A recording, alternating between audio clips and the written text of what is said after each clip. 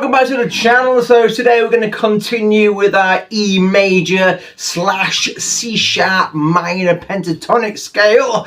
I'm going to show you a little technique how you're going to bleed box number 1 into box number 2, and then maybe a few little tricks you can do around in the key of E. Nice short video. I'll add it to the playlists. If you don't know what I'm talking about, check out my playlists. I have playlists for certain keys and things you can do within those keys. So if you're not sure of, say, if somebody's playing within the key of C, you think to yourself, what could I add to that key? Check out my playlist. Take a lick from it, take a lead part from it maybe, and just plonk it over the top of your friend's chord progression.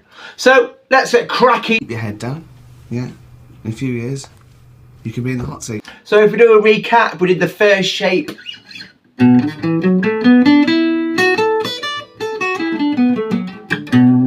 So we're going to continue and we're going to do that second shape.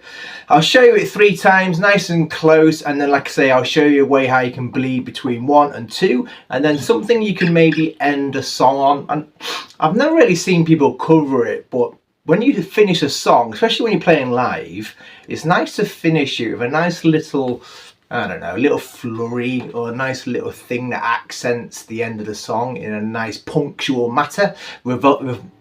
Remember, we're talking about resolve, so I'm kind of going to show you a little trick we can do right at the end, especially when you're playing live. You won't necessarily do it on a recording, although I have done in the past. So let me just show you that second box, and then we'll show you the little tricks. So this is the second box.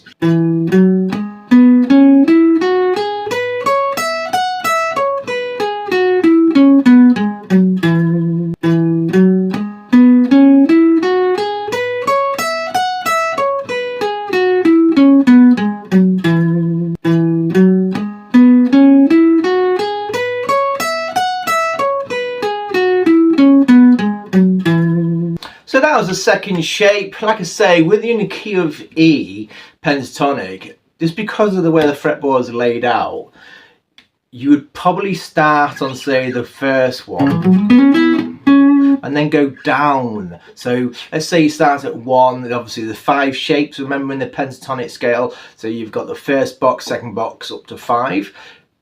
Going back to the classic A minor, you start here. The reason why we start here, because the next one's there, the next one's there, then the next one's there, and so on. Now with the E, because technically it's there, because you can't go obviously past the nut.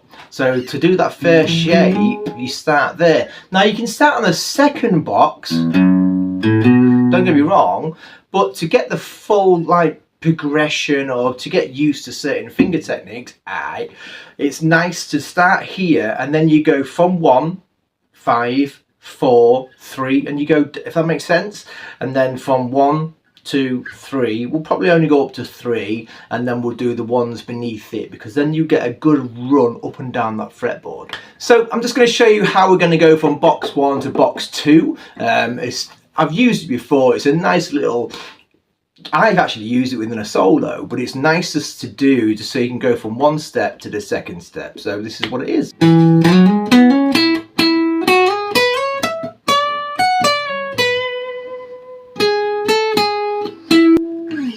So I'll show you it in small little bits. So I'll show you in stages. The first stage. So that it's a technique. You slide in, and then you're going to hammer.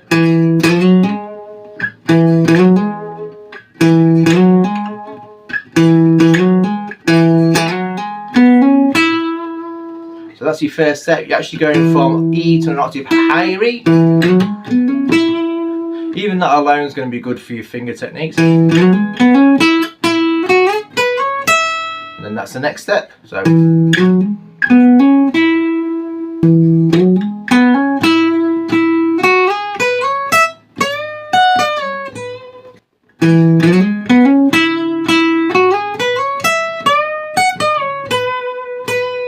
like I say, you're just bleeding them together.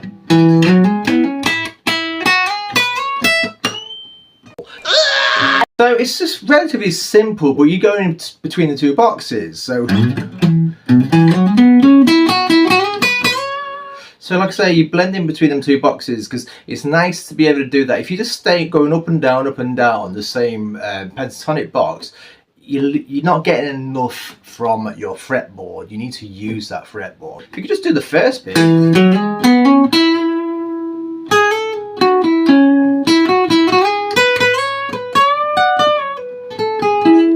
See what I mean? So I was using it to start it up, do a little bit in between, and then finish with it. So learn the whole thing, and then just split it up, put something within the middle. So get very familiar with them two shapes. See how they can bleed into each other nicely, and then we'll move on to next week when I'll show you little tricks over here where you can jump and do like a call and response thing that we're going to do. So please leave a like. It does make a difference. It costs you nothing, but if you push that like button, other people then see my work. Again, once the money comes in, then I can start putting more things back into the channel, make you better guitar players, better singers, and so on. If you want to know anything more specific, please pop a comment. I'll always cover something you're not too sure on. So as always, stay foolish and rock and roll.